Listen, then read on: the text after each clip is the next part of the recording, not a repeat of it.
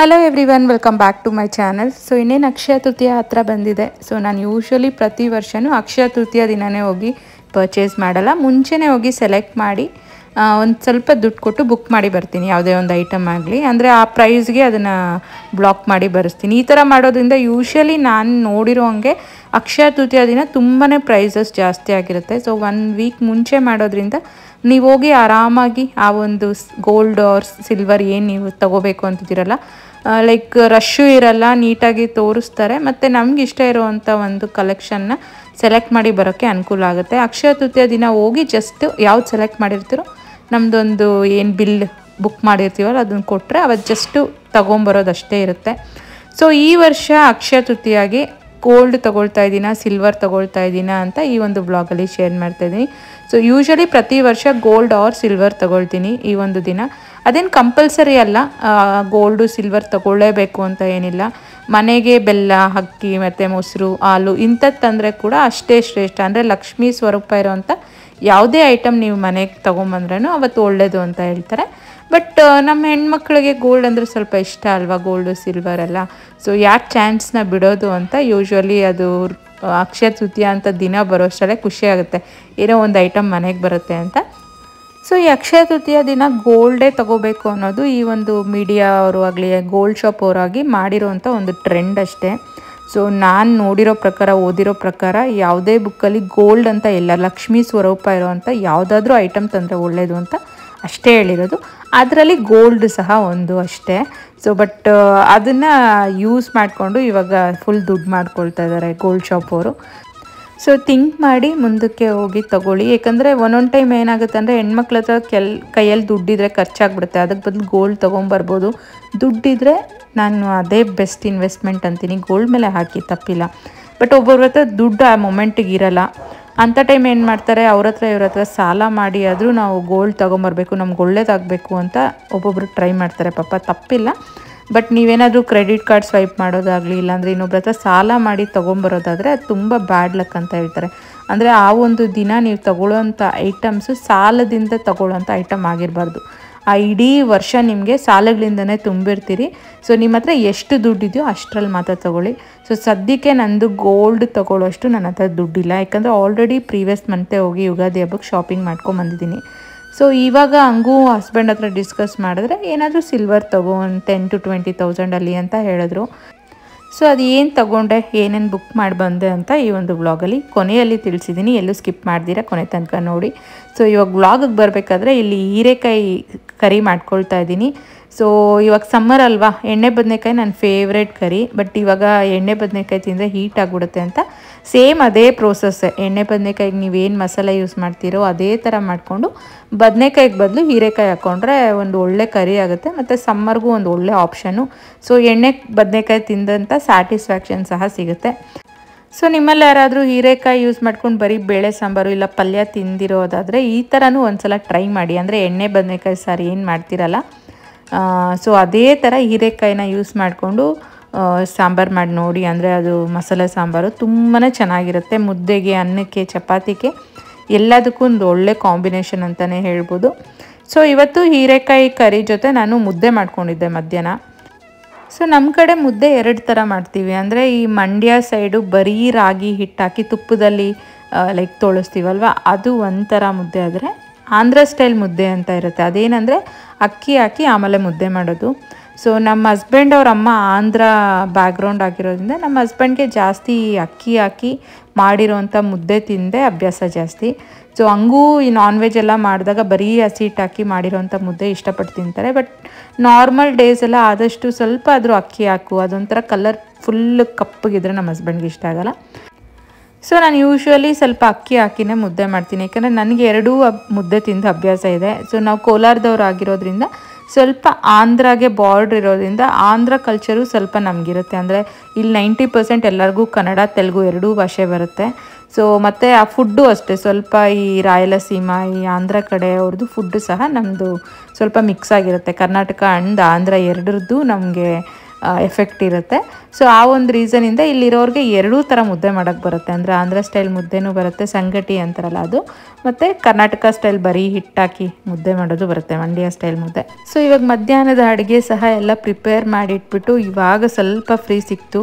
So usually ಈ ಥರ ಮಕ್ಕಳಿಗೆ ಸ್ಕೂಲ್ಸ್ ಎಲ್ಲ ಇಲ್ಲ ಅಂದರೆ ಅಮ್ಮ ಮನೆಗೆ ಹೊಟ್ಟೋಗಿರ್ತಾರಲ್ಲ, ಸ್ವಲ್ಪ ನನಗೆ ಮೀ ಟೈಮ್ ಅನ್ನೋದು ಸಿಗುತ್ತೆ. ಸೊ ಅಮ್ಮ ಮನೆಗೆ ಹೋಗಿ ಅವರು 3 ಡೇಸ್ ಆಗಿದೆ, ಅಂದರೆ ಸ್ವಲ್ಪ ಕೋಲ್ಡೆಲ್ಲ ಆಗಿತ್ತು, ಆವಾಗ ಕಳಿಸಿರ್ಲಿಲ್ಲ, ಅದಕ್ಕೆ ಈ ವಾರ ಕಳಿಸಿದ್ದೀನಿ. ಸೊ ಇವಾಗ ನೀವು ನೋಡ್ತಾ ಇರೋ ಇಯರಿಂಗ್ಸ್ ಬಂದು 1 ವರ್ಷ ಅಕ್ಷರ ತೃತೀಯಗೆ ತೊಗೊಂಡಂಥ ಇಯರಿಂಗ್ಸು, ಅದಕ್ಕೆ ಇಲ್ಲಿ ಶೇರ್ ಮಾಡ್ತಾಯಿದ್ದೀನಿ.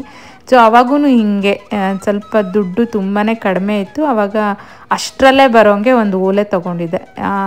ಸೊ 1.5 ಗ್ರಾಮು ಏನೋ ಇದೆ ಅಷ್ಟೇ, ಇದು 2. ಸೊ ಯೂಶ್ವಲಿ ನಾನು ತೊಗೋಬೇಕಾದ್ರೆ ಅದು ಇಬ್ಬರಿಗೂ ಯೂಸ್ ಮಾಡೋಕ್ಕಾಗೋಂಗೆ ತೊಗೊಳ್ತೀನಿ, ತುಂಬ ಕಡಿಮೆ ಗ್ರಾಮ್ಸಲ್ಲಿ ತೊಗೊಳ್ಳೋವಾಗ.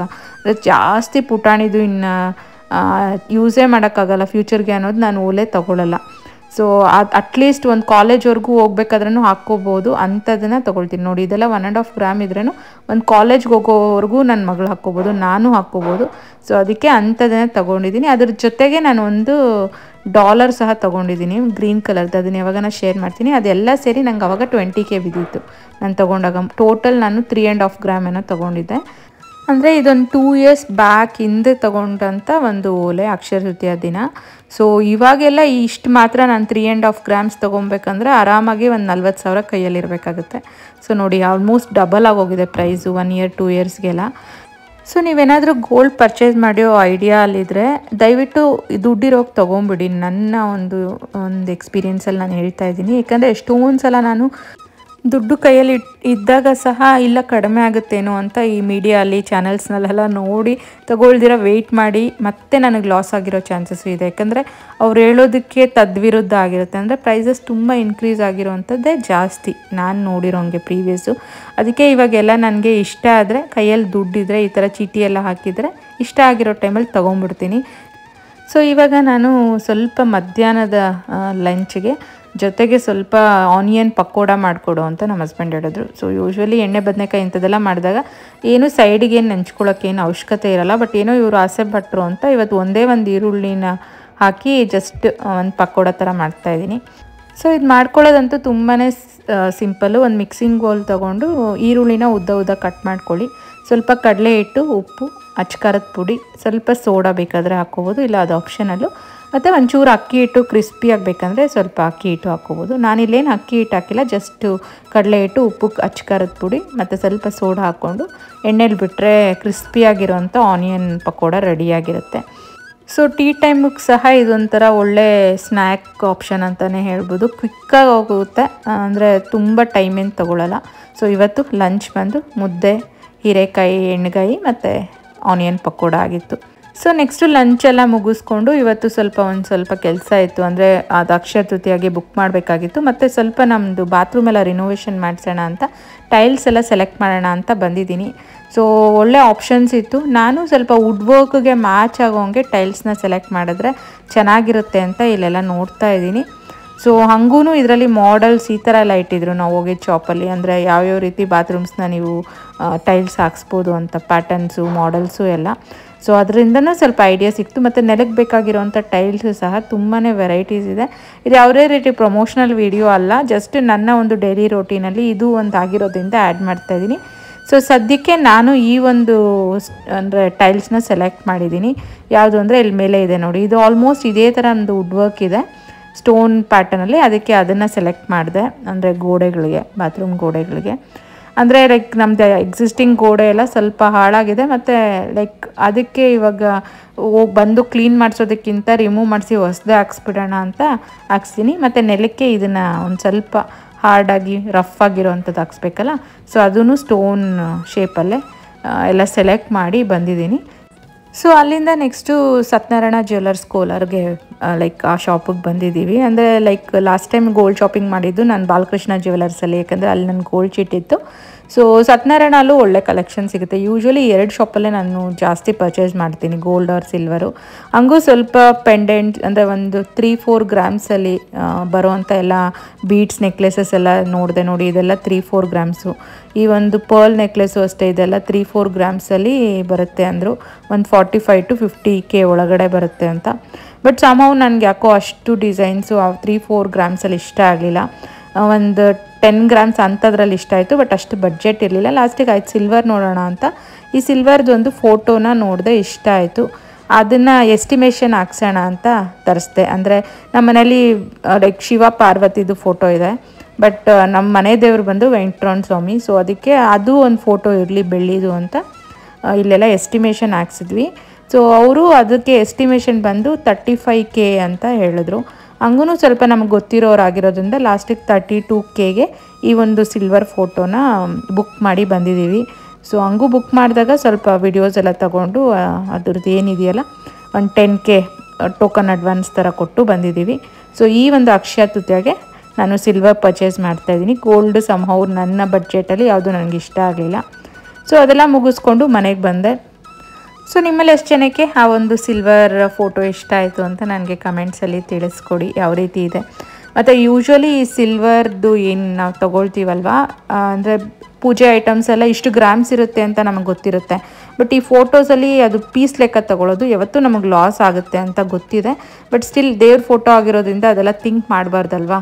ಸೊ ಅದರಿಂದ ಆಯಿತು ಅಂತ ಒಂದು ಬೇಕು ಅಂತ ಅಂದ್ಕೊಂಡಿದ್ವಿ. ಹೆಂಗೂ ಏನೋ ಒಂದು ತೊಗೋಬೇಕು ಅಕ್ಷಯ ತೃತೀಯಗಂತ ಫೈನಲಿ ಅದನ್ನೇ ಸೆಲೆಕ್ಟ್ ಮಾಡಿ ಬುಕ್ ಮಾಡಿ ಬಂದಿದ್ದೀವಿ. ಸೊ ಇವಾಗ ಸ್ವಲ್ಪ ಲೈಕ್ ಸಮ್ಮರ್ ಇನ್ನೇನು ಸ್ಟಾರ್ಟ್ ಆಗಿರೋದ್ರಿಂದ ಮಕ್ಕಳಿಗೆ ಸ್ವಲ್ಪ ಸಮ್ಮರ್ ವೇರ್ಸ್ ಎಲ್ಲ ಲೈಕ್ ಆನ್ಲೈನ್ ಆರ್ಡ್ರ್ ಮಾಡಿದ್ದೆ. ಅದು ಇವತ್ತು ಡೆಲಿವರಿ ಬಂತು. ಸೊ ಅದರದ್ದು ರಿವ್ಯೂ ಸಹ ಇದೇ ಒಂದು ಬ್ಲಾಗಲ್ಲಿ ತೋರಿಸ್ತಾ ಇದ್ದೀನಿ. ಸೊ ನಾನಿನ್ನು ಒಂದು ಪ್ರಾಡಕ್ಟ್ಸ್ನೆಲ್ಲ ಅಜಿಯೋ ಆ್ಯಪಿಂದ ನಾನು ತರಿಸ್ಕೊಂಡಿರೋದು, ಆನ್ಲೈನ್ ಶಾಪಿಂಗ್ ಆ್ಯಪಿಂದ. ಸೊ ಅಲ್ಲಿ ನನಗೆ ಕ್ವಾಲಿಟಿ ಇಷ್ಟ ಆಗುತ್ತೆ. ಮೀಶೋ ಪ್ರಾಡಕ್ಟ್ ಸಮ್ಹೌ ನನಗೆ ಇಷ್ಟ ಆಗೋಲ್ಲ. ಮೀಶೋ ಅಲ್ಲಿ ಅಮೆಝಾನಲ್ಲೆಲ್ಲ ಸಿಗುತ್ತೆ, ಬಟ್ ನಂಗೆ ಜಾಸ್ತಿ ಕ್ವಾಲಿಟಿ ಇಷ್ಟ ಆಗೋದು ಮಿಂತ್ರಾ ಮತ್ತು ಅಜಿಯೋ ಮತ್ತು ಫಸ್ಟ್ ಕ್ರೈ. ಈ ಮೂರಲ್ಲಿ ನನಗೆ ಕ್ಲಾತ್ಸ್ ಇಷ್ಟ ಆಗುತ್ತೆ. ಬಟ್ ಮೀಶೋ ಅಲ್ಲಿ ಕಿಚನ್ ಪ್ರಾಡಕ್ಟ್ಸ್ ನನಗೆ ಇಷ್ಟ ಆಗುತ್ತೆ.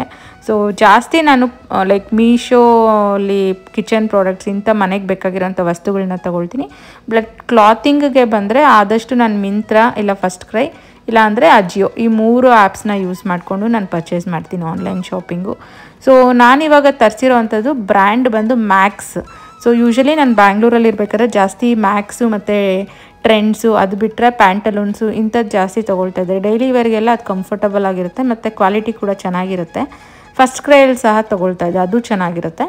ಸೊ ಲೈಕ್ ಬಟ್ ಆಮೇಲೆ ಕೋಲಾರಿಗೆ ಬಂದಾಗಿಂದ ಈ ಮ್ಯಾಕ್ಸ್ ಶೋರೂಮ್ಸ್ ಎಲ್ಲ ಕೋಲಾರಲ್ಲಿ ಇಲ್ಲ. ಸೊ ಜಾಸ್ತಿ ಟ್ರೆಂಡ್ಸಲ್ಲಿ ತೊಗೊಳ್ತಾ ಇದ್ದೀನಿ ಡೈಲಿ ವೇರ್ಸು. ಬಟ್ ಇವಾಗ ಆನ್ಲೈನ್ ಆಪ್ಷನ್ ಇರೋದ್ರಿಂದ ಮತ್ತೆ ಮ್ಯಾಕ್ಸ್ಗೆ ಏನಾದರೂ ಪ್ರಾಡಕ್ಟ್ಸ್ ಬೇಕಿದ್ದರೆ ನಾನು ಆನ್ಲೈನೇ ಪರ್ಚೇಸ್ ಮಾಡ್ತೀನಿ. ಸೊ ಇವಾಗ ಸ್ವಲ್ಪ ಆಫರ್ಸ್ ಎಲ್ಲ ನಡೀತಾ ಇದ್ದು ಮ್ಯಾಕ್ಸ್ ಬ್ರ್ಯಾಂಡ್ಗೆ. ಸೊ ಅದಕ್ಕೆ ಎಲ್ಲ ತರಿಸಿದ್ದೀನಿ. ಕ್ವಾಲಿಟಿ ಮಾತ್ರ ತುಂಬಾ ಚೆನ್ನಾಗಿದೆ. ಒಂದು 3 ಲೆಗ್ಗಿಂಗ್ಸ್ ತರಿಸಿದ್ದೆ ಮತ್ತು set of 3 T shirts 2 set ತರಿಸಿದ್ದೀನಿ.